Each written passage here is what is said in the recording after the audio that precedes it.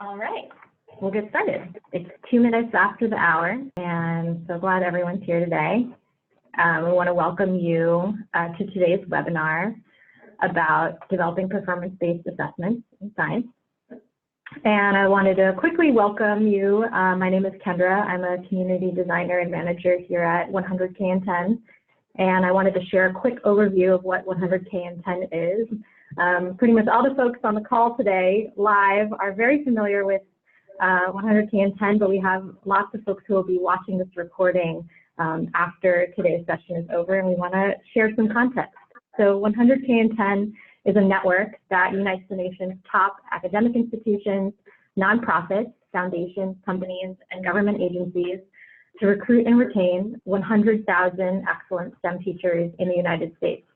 And as we work together towards this big goal, we're also addressing the underlying systemic challenges that have contributed to the shortage of STEM teachers nationwide. We call these systemic challenges the grand challenges, and we encourage you to visit 100kand10.org to learn more about the grand challenges and our network as a whole. Today on this webinar, you'll hear from leaders in our network who have been working together on a 100K and 10 project team about a specific project they've developed about performance-based assessments, and you'll also have the opportunity to connect with others. And project teams are small groups of 100K and 10 partners and invited guests who collaborate on a discrete, time-bound project that addresses the grand challenges.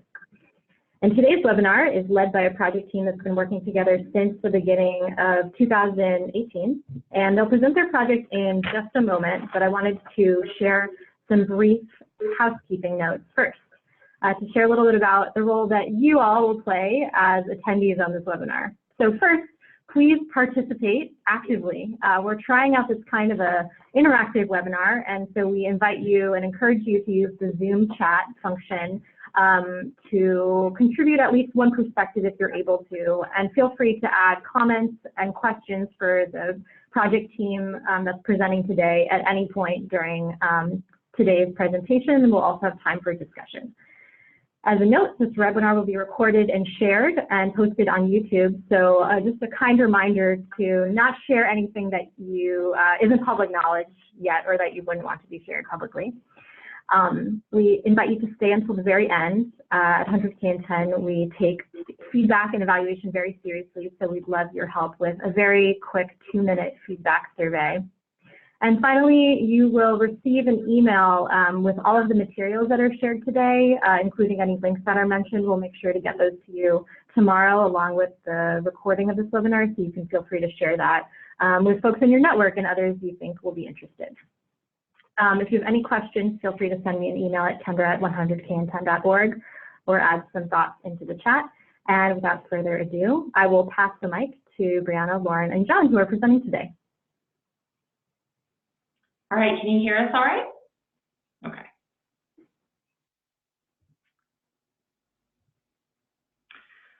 Great, so we're gonna start off by making sure that you guys all know who we are and introducing ourselves, and then we'll jump into the content of our project.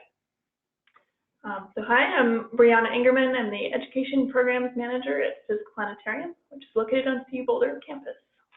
I'm Lauren Jones-Kaplan. I'm the Senior Manager of STEM at DSST Public Schools, which is a charter network in Denver, Colorado. And my name is John Keller. I'm the Director of Physical Planetarium here at CU Boulder. Previously, I was in San Luis Obispo, California at Cal Poly for the last 10 years, working as the Director for the STAR program. Also on our project team, we had 2 other individuals. Michelle Weihagen was in Hillsborough County Public Schools in Florida. And then Bruce Flowman, who's actually also on this call. And I know, Bruce, if you want to unmute yourself and say hello, that would be fine too, although we didn't tell you about this. Waiting. I'm coming, okay. Yes, I'm here in Kansas. I'm a high school chemistry and engineering teacher in the Olathe Public Schools at Olathe Northwest High School. And so I participated from the high school perspective of looking at some of these challenges, and that was my contribution to the team. Great, thanks, Bruce. Great, so we're going to jump into presenting our work, and then we're going to make sure that we save quite a bit of time for discussion around questions that you all might have and our own reflections on challenges and ideas that came out of this. All right. So our overall goal was that we set out to develop a compelling pathway for institutions to implement performance-based assessments in science. And we chose the term pathway because we really wanted to think about how institutions could both scale this from a school to a larger level, and then also how we could increase our student engagement, and as we'll talk about later, also teacher engagement in this type of assessment as well. All right, so I'm going to start off by talking a little bit about what our process was for doing this, and then we'll show you guys a snip of what the product was that we put together. So we started off by knowing that we had a need in Denver to have some authentic assessments in science in particular, and wanted to do this in a way that actually tested students' ability to do science, not just recall information. So this work started a couple of years ago, but really came to fruition over the last year when our charter schools decided that we would implement a vision of science assessment that included these performance-based assessments for students. So last January, as part of this 100K in 10 project team, I put forward an idea of like, I'd love to work with other folks on thinking about how could we infuse this aspect of performance-based assessment with an experience the students actually had in order to assess how they're understanding scientific practices. So I'll turn it over to these folks who can then speak to kind of the creation process and the planetarium's role in it. Yeah, and I had previously been involved with 100K in 10 through my involvement with the California State University system. I had moved to CU Boulder in January to begin the director position here at the planetarium, which is explicitly an informal learning center, an informal learning STEM center. So I was actually really interested in looking at ways in which informal science centers can be more actively engaged in teacher preparation and retention. So how could our planetarium facility partner around issues and topics related and relevant to 100K in 10? So we're actually thrilled to learn that DSST, right down the road from Boulder, Colorado, had similar interests, and so this was a very nice partnership leading to the group did.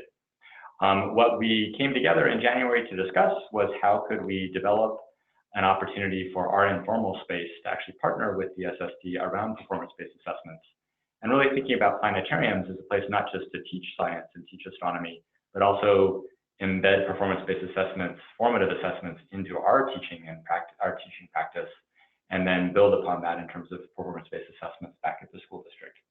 So we coordinated over the course of 4 months to bring two specific groups of students to work. Actually, ultimately we got three entire classes of 150 students to the planetarium, two of which were involved in the study we're going to be describing here. And when they came, we asked that those teachers at those schools introduce the model of moon phases to their students back at Denver Public Schools. And then when they came to the University of Colorado, we provided them with an additional immersive hour and a half of ways of testing their models that they had developed in the classroom back at the school here in our planetarium environment. So we divided those 150 students into 3 station groups. I took one station group into our planetarium theater, where we focused on not just moon phases of the Earth's moon, but we also were able to fly to the planet Jupiter and model the lunar phases of Io, Europa, Ganymede, and Callisto, which are the four primary moons of the Jupiter system, and to model the way in which that system behaves very differently in terms of phases of the moons and eclipses than the Earth system. And so I walked each group of 50 students through a 30-minute activity looking at phases of the moon on Jupiter. And then outside of the theater, I'll let Brianna describe what was happening with the other 2 station groups. Yeah, so outside of the theater, we actually had 3 additional stations to not only kind of extend their knowledge, incoming knowledge that they had just learned about moon phases, but also to kind of create a more robust context for understanding moon phases. So one of the stations was sort of on size and scale of the Earth-Moon system and the Jupiter-Moon system, so that students could get a sense for those different sizes and scales. And then we had a station where we had a big sort of hanging sphere called Science on a Sphere in our gallery space, illuminated with the Earth, such that as you walked around, you could see different phases of Earth as if you were on the moon. And then our third station was kind of looking at the role of inclination, so the fact that the moon's orbit is tilted relative to the Earth, leading to eclipses sometimes, but not always. And the Science on the Sphere is a common entity in many science STEM centers. It's a NOAA facility space where you can project different images onto a sphere. So it's actually a great model for looking at what the phases of the Earth would look like from the moon. The students rotated through these 4 stations over the course of the 2 hours, then I guess it was. We actually were just teaching another 110 of Lauren's students today, and that was an hour and a half, so I got my time confused. But after that experience, then the students had now had, we essentially throughout each of those stations were embedding more formative performance-based interactions of asking questions in the theater and in those spaces around not just the Earth-Moon system, but multiple moon systems. Everybody got on their buses after they had lunch, drove and walked around campus, drove back to Denver, and then at that point, Lauren's teachers took over for the remainder of the project. Yeah, so as these guys shared, we had kind of 2 experiences prior to doing an actual assessment. And this assessment was meant to be a pilot in this particular school year. We'll speak more about kind of the overall process of that pilot a little bit later, but the idea was like, we want to have a small pilot, see how students do on this assessment, refine the assessment, get feedback, and then be able to use that across all of our schools next year as part of a learning experience and a performance-based assessment. So what you guys are seeing on your screen right now, the picture is a screenshot of just one question from the performance assessment that students took after they had visited the planetarium. They took it the next day, so it was a pretty quick turnaround from the experience to then being assessed to apply the experience that they had had. We're going to switch screens in just a second, so I'm going to very quickly take you through what some of the other questions look like. This is also a resource that will be available and sent out if you want to see more in depth about what some of those questions look like. So we asked some basic comprehension questions around what they were going to be comparing between Earth and Mars. But all of these questions are building up and leading to students ultimately being able to answer when or if and when we would see a full Earth if you were standing on Mars. So expanding on that idea from the phases of moons from Jupiter, and then expanding on the idea if you were standing on the moon, what would the Earth look like, to now taking it to Mars and Earth. So there's a variety of questions here that go through kind of just the basic comprehension, like I said, of like, what's the difference between Earth and Mars, which planet's further from the sun, using some data. The idea here being we're not trying to assess their prior knowledge about these 2 planets, but we're trying to give them data, give them information, and see if they can make sense of it in a model. So as they continue to go, they get a little more complex. At one point, they're watching actual motion of these planets and having to draw out like patterns that they're seeing in this, so that then when they are making their own model, they're drawing upon something that they've already been provided. And then this question is one of the most complex, where we're asking them to actually model Earth and Mars, and then in the next step, we'd ask them to model those in the 2 positions that they would be to have to see that full Earth. But we're really focusing in here on the practice of modeling from NGSS, thinking about what represents each piece and then what are the limitations of your model. And finally, we get to our ultimate question, which is to answer that position question using the model that they have built. So I'm going to switch us back over to the presentation. But again, we'll send this out, so if you wanted to look through more of it as an example, we use this as the case study, which will now kind of talk about some larger takeaways from our project as well. And I think importantly, we were trying to really extend the traditional 8 phases of the moon and where is it located relative to the sun and earth, to use our understanding of the fact that any planetary system can have phases, to really take this beyond, and that provided a nice space to do performance-based assessments upon a fundamental idea of just lunar phases. Yep.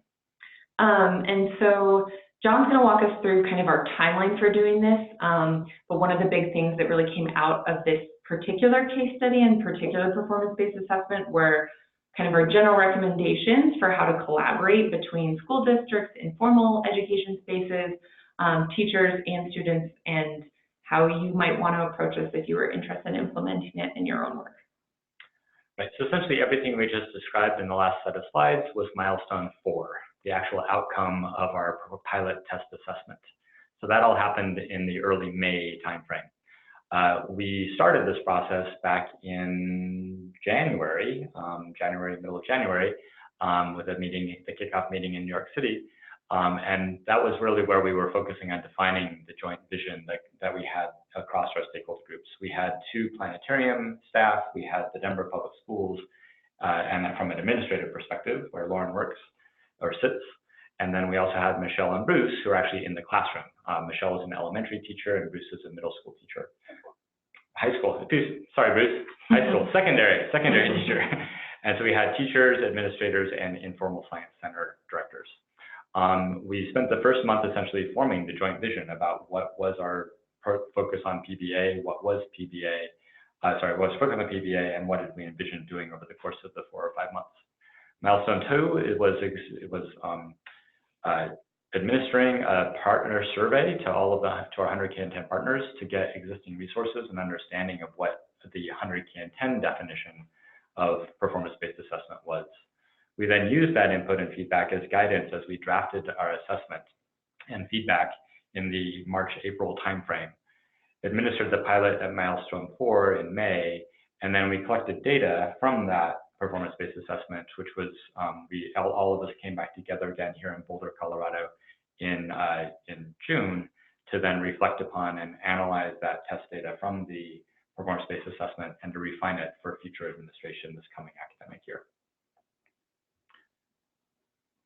So that's the timeline and summary of what we did together. Some 3 take-home messages are takeaways from our entire project. The first is involving a diverse stakeholder group was really, really exceptional in this working group. I've been in a number of working groups where it's all university professors or all teachers or all administrators. The fact that we had multiple voices all framed around the classroom, we were all very interested in what students would actually be doing in this project. But we were a diverse group of stakeholders who came to this from different perspectives was a really, really strong part of our project. Specifically with the moon phase and the how could we extend the moon phase activity, that's where Brianna and I were providing the most content perspective, but really the feedback of what would then 8th graders be able to, what was accessible or not accessible to 8th graders and how would that fit most appropriately into both what we did here at the planetarium as well as in the assessment that was given afterwards. That was really, really richly contributed from Lauren and Michelle and Bruce. And in general, we just had a very diverse set of feedback and implementation. I think the fact we were all focused on the deliverable made this project more accessible because we were all tackling one central goal that was accessible within 6 months. But we all approached it from different perspectives, and we were all on board with what we were trying to accomplish.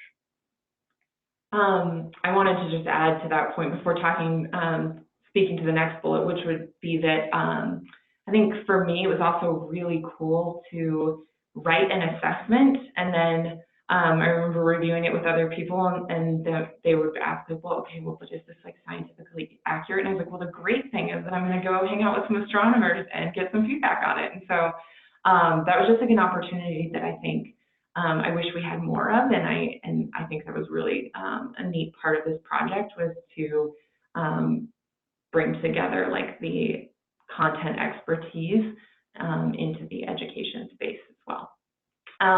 So I wanted to speak a little bit to the second bullet around the idea of piloting, which I mentioned already. So our key goal here was that we really wanted to invest our students and our teachers in the idea of why doing a performance assessment is one more authentic way to assess science and 2, a more engaging way.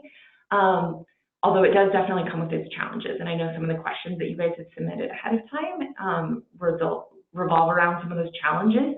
And so we were hoping that by doing this small scale with a couple schools at first and getting a ton of feedback from the teachers, both before they administered the assessment, after they administered it, looking at student work before we made this any larger scale across our district, would help with that investment engagement. And we're really excited that we are going to be giving this assessment full scale, so there will be 1,000 students taking it this spring, and feel much more confident about the quality of the assessment now that we've been able to refine it from that pilot year first.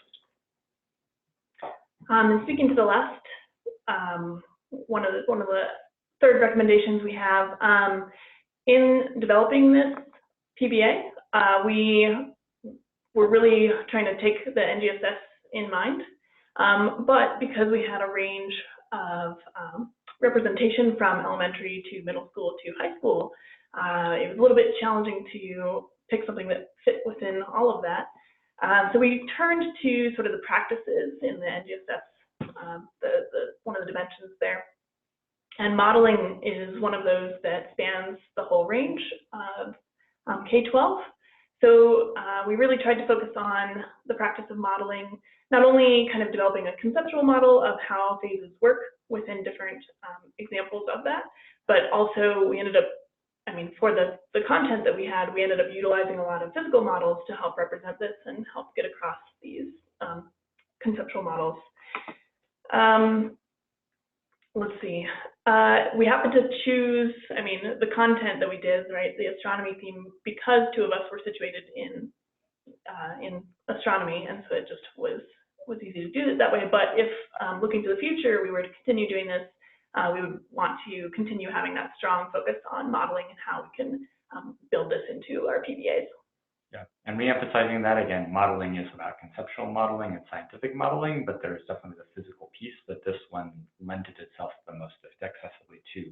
But I can envision other PBAs in other disciplines, and even in astronomy, that would have been better suited towards other parts of the NGSS practices. It just fit really nicely with this activity.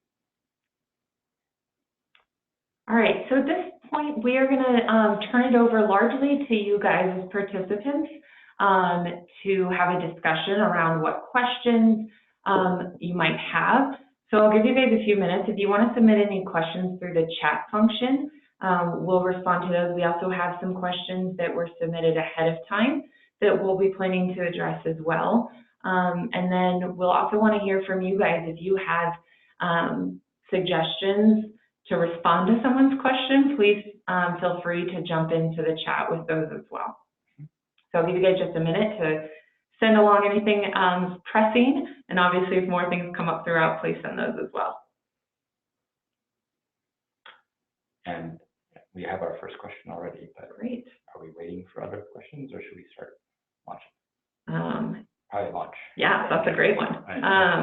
All right, you want to read that one for us? Our first question from Kyle, what is our working definition of PBA? Yeah, so this question is definitely an interesting one that we first started off by defining really through the survey and the feedback that we gathered from various stakeholders to come up with like a succinct, like, what are we saying when we say performance-based assessment? That's not project-based learning or project-based assessment. So how do we kind of reconcile all of the different meanings? And I'm actually searching right now to make sure that I share the concise version of that formal definition that we came up with. But while I'm looking for that, I'll let these folks fill in anything too. Yeah, in terms of how it was operationalized, I think we were focusing largely on the summative performance-based assessments that Lauren was just sharing with you, where we had the series of questions ultimately leading to them building a physical model in a light box, essentially, to show the orientation of the Earth, Mars, Sun system, to have a full Earth from a Martian perspective. There were questions building up in that performance-based assessment in which they were having to read graphs, interpret data from a table, understand the relative distances of Earth, Mars, and the Earth, and then the Sun, and using data to build up that final model that they built.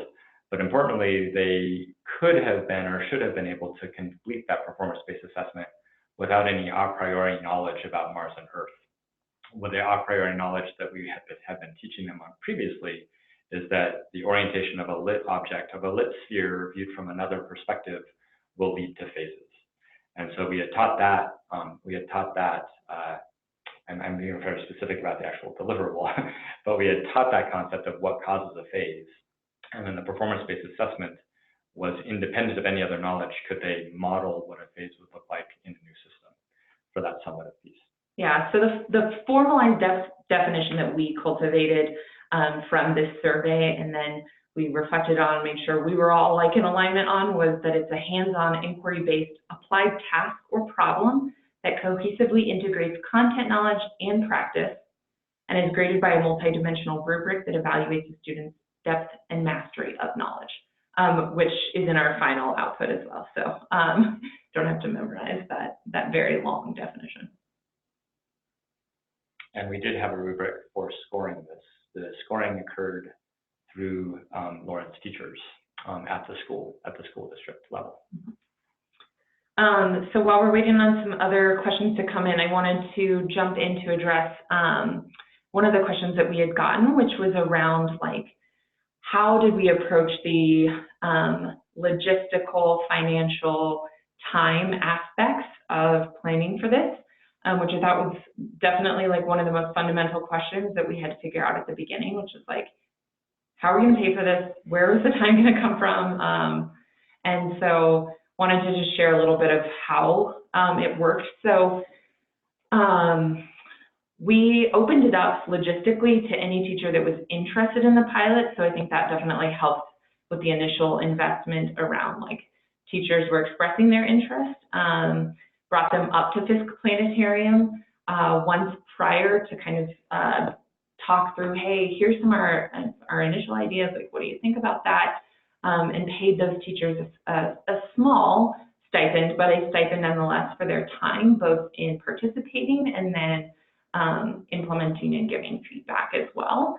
The stipend for that participation came out of a grant that we had secured through our school district that funds teacher professional development. It's also what we were then able to use to fund our students visiting the planetarium as well.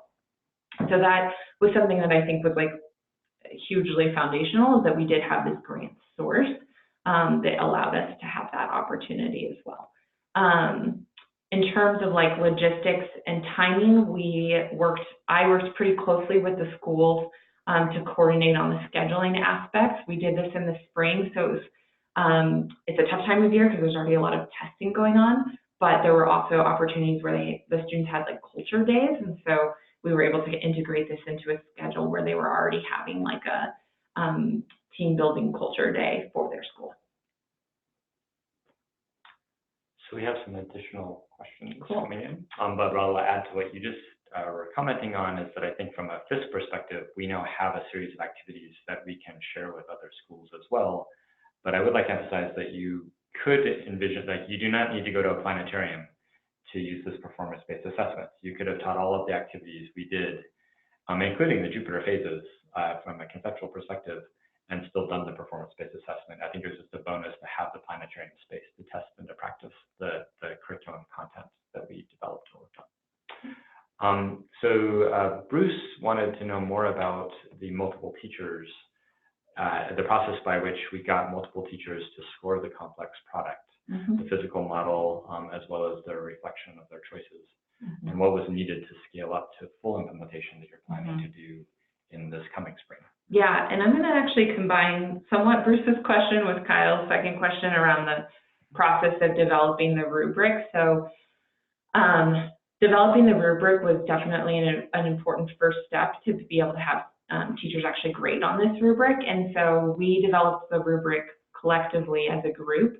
It was based on a rubric the school district has already used around a claims evidence reasoning format. So that's one that we've used specific to the practice of constructing explanations or creating an argument. What we had to develop further though was like, what is our rubric for a model? And what are the different levels of a model? So we started largely with like going to the NGSS NFPA resources around like what are the sub-bullet points of the modeling practice, and then thinking about, okay, in the 6th through 8th grade range, what are the different ways students can show their own understanding of either using a model or developing the model. And I think that's where these guys' expertise is super helpful, because I have not had as much experience with the different like types of models that you could have. And so being super articulate about like what kind of models are we looking for, and when is it a conceptual model versus a physical model, was all part of a like fairly lengthy discussion we had then about how we would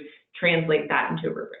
So in short, we ended up having multiple rubrics, one for like the model question, one for an explanation and application of the model. And then in terms of how we're going to scale this up with grading, I would say that was probably not an area of strength for this first round, just had the teachers individually grade it.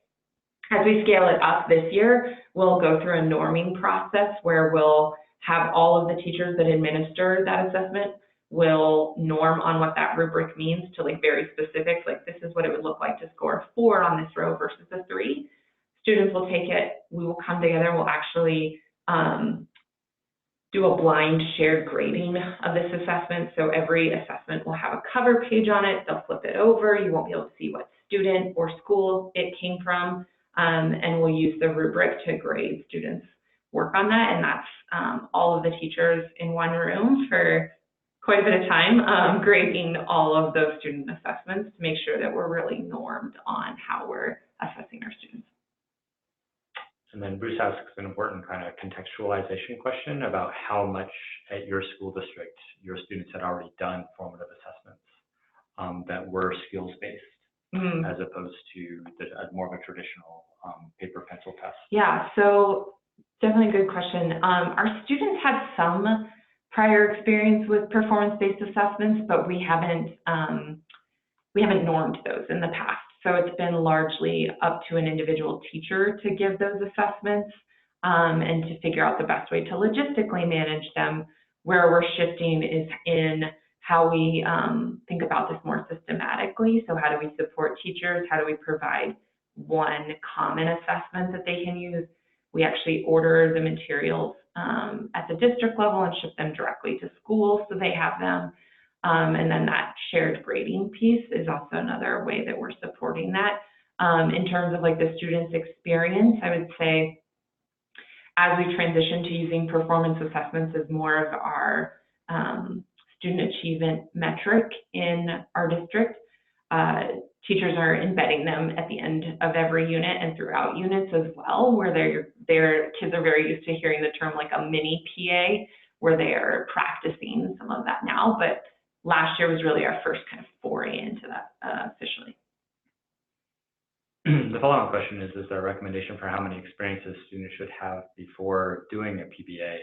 That's actually related to another question we got before this webinar, which is how do you strike an appropriate balance between giving exposure to formative and summative assessments in school? And what I'd like to inject here is that I think I think commonly, we're thinking about the performance-based assessment as one more piece of the curriculum.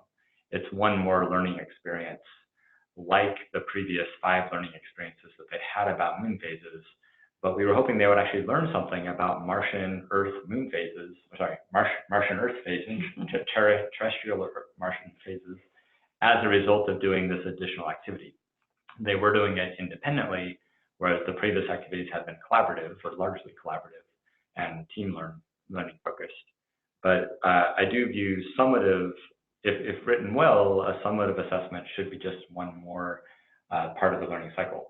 The formative assessment pieces that you're collecting on the way to make sure that they're going to get to what you're hoping they get in the summative assessment is useful. But that's what I would respond to this question. In terms of how many do you need leading up to the summative PBA, again, I think you need at least one, right? I wouldn't want to just say, next topic, photosynthesis, here's a PBA, next topic. So you need at least, but I mean, we didn't investigate that from a research perspective about whether there's a nominal best number of experiences before you do the summative PBA. I don't know if you guys have other perspectives. Yeah, the only thing I would add is that one of the things that it's also pushed us to do in our curriculum outside of just assessment is to be using the practices from NGSS more commonly throughout class. And so all of our units are centered around making a claim about some question that could have multiple answers. And so getting students to go through the process of evaluating evidence and then making a claim and supporting it with reasoning is something they're very used to. So that final question where they have to put it all together in the performance-based assessment, they've done the evidence gathering more independently than they have previously in class, but they're very used to that structure of writing based on evidence. And like I said, most teachers are doing some like mini performance-based assessment prep or using that language very much throughout the process. So students, by the time they get to take their performance assessment, are like very excited about like, when are you gonna call me when it's my turn to like go up and do it? In a related question, about whether this was based on NGSS and did it involve all three dimensions. It explicitly involves modeling, the practice of developing models from the practices perspective. From a disciplinary core idea perspective, moon phases is one of the central topics for 8th grade and for middle school. And then we were more implicitly, but definitely related to the ways in which this was taught, was pattern recognition. And using models is also a cross-cutting concept in addition to developing models. Mm-hmm. But I think I would say the pattern recognition in a lot of our activities, we're looking for patterns and using those patterns to build up an understanding of moon phases. Bruce had to step out after he asked this question. Likely story, well done. But his question was, what would be your recommendations for school teams who want to try to create other STEM PBAs? Who should they have at the design table? Oh yeah, that's a great question. I think having a group of folks that are really excited about having students participate in this type of experience is like the fundamental piece is having people that are interested in thinking about less of the traditional pen and paper testing for students. And then in terms of like disciplines or background, I think it's really helpful to have folks from different content areas, especially because a lot of what the NGSS is pushing around is this interconnection of the science disciplines. And so being able to evaluate a phenomena that might traditionally be thought of in a life science setting, but from an earth science lens, for example, would be really helpful to see some of those connections and I think also draw out more examples that students could actually analyze and collect data from that are more authentic and meaningful. That'd be my 2 cents. And I would think I would add to this, like we spent 4 months essentially developing one part of a unit for an 8th grade school. It was actually really that the product was valuable, but the process was even more valuable for us as a project team. But I would add that there are active engagements at the district, state, and not national, but the district and state level to develop assessments that are more aligned with NGSS and that are more performance-based by this definition. And so I know I'm most familiar with the California assessment of science teaching at this point, which has mostly scenarios and rubrics in which you're giving students opportunities to digest information in an NGSS-based way. I'm not saying at all that we have like a huge wealth of performance-based assessments that you can just pull off the shelf and use in your schools. But I think as NGSS is further and further integrated into schools and school districts, my hope is that we will have professionally published, not just team published, grassroots published PBAs. I think there's value to both, right? I'm not saying it's a both and proposition, right? But it shouldn't just be coming from the state level, and it shouldn't just be coming from classrooms. So I think as a community of learners and teachers, we can collectively be doing better jobs of assessing and creating more authentic assessment. And I think just to add to that, I think there are quite a few informal STEM centers that are interested in finding ways to appeal more to the NGSS because just to be more aligned with what the schools are trying to do. So I think there's a lot of interest there in how to partner with local school districts. I think it might be a matter of just having some of those conversations.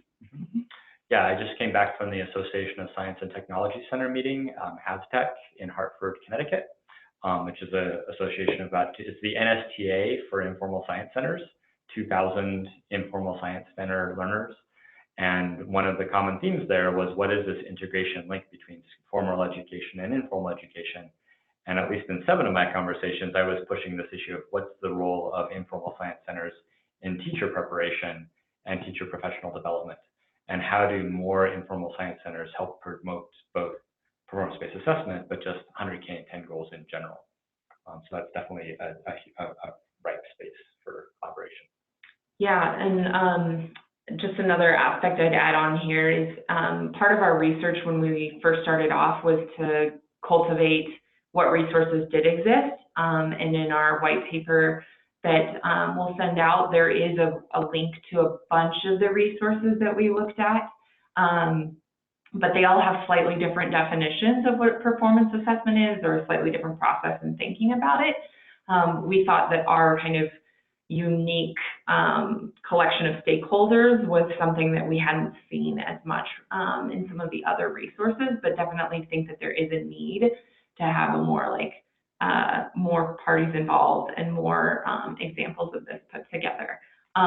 One thing I did want to just call out, because I know Tim Blessy from the Denver Museum of Nature and Science is on this call too, and they have been a great partner in the Denver space, coming up with some of these experiential learning, students going to the museum, having to analyze some museum collections, evidence, and then put that all together to have make a compelling argument for a question. So definitely the interest is there and is spreading, and we're hoping to continue this work as well.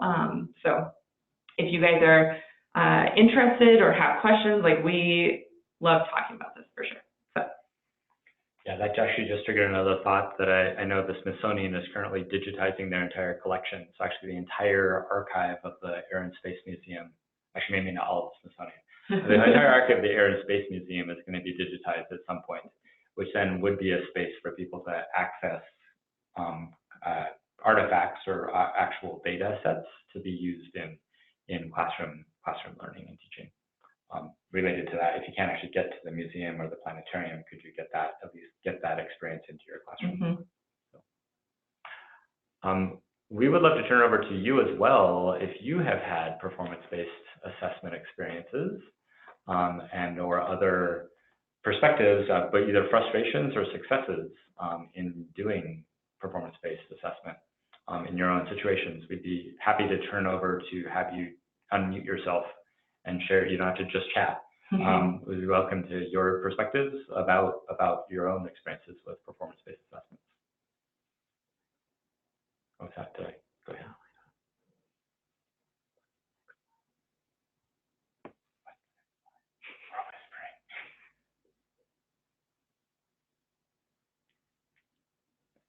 This is a wait time for the webinar wait time game.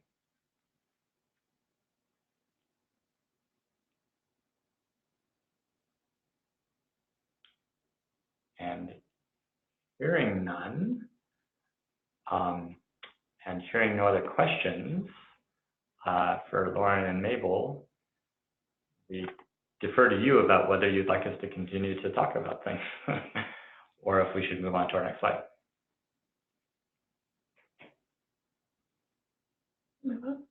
I got a thumbs up. I think that means move on to the next slide. All right, this is our contact information, as you can see. In particular, if you are interested in learning more about how this could apply at not the middle school level, so elementary or high school, feel free to reach out to any of our project team members that are listed here that are working in that space. And like I said, we love talking about this and are excited to continue this work, both in Colorado and then in some other regions of our country as well, and bring in some more partners in this work for the next round of our project team. So Please reach out if you think you might be interested or you just want to learn more or share things.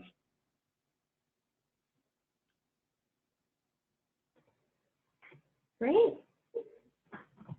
Thank you all so much.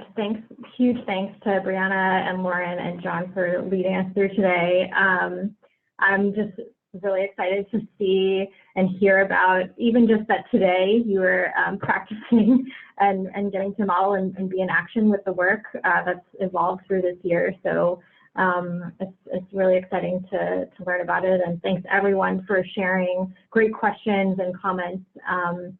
And as we mentioned, we're going to be connecting everyone who registered for this webinar tomorrow by email, sharing a link to your actual project, to a link to the assessment. Hopefully we'll check in about being able to share a direct link for that, as well as a recording for the webinar.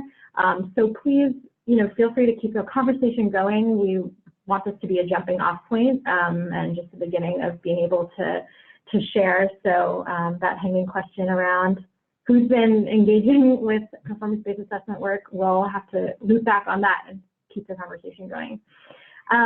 So thanks again to everyone for joining. As I mentioned earlier, we would love your feedback on your experience in today's webinar.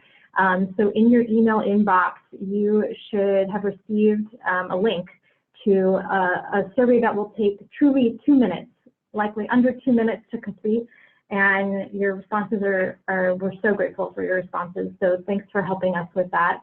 So we'll actually take 90 seconds right now just to sit and invite you to respond to that survey right now.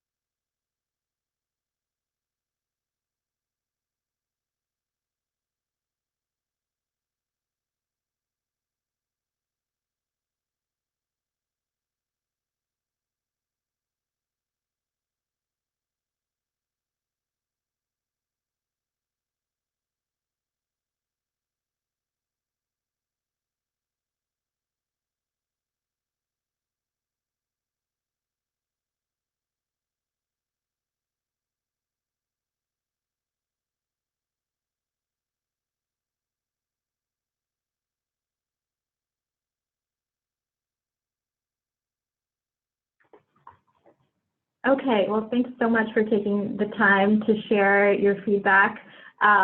If you didn't receive that email, just feel free to email me at kendra@100kn10.org or leave a note in the chat box. We want to thank you again for joining us today and leave you with the list of the 12 we have had. Today is the 5th webinar in a series of 12, and we have lots of really exciting other webinars coming up. We would love for you to join us and see you there. Big thanks again to our project team presenters, and we hope everyone has a great rest of your afternoon and evening. Take care.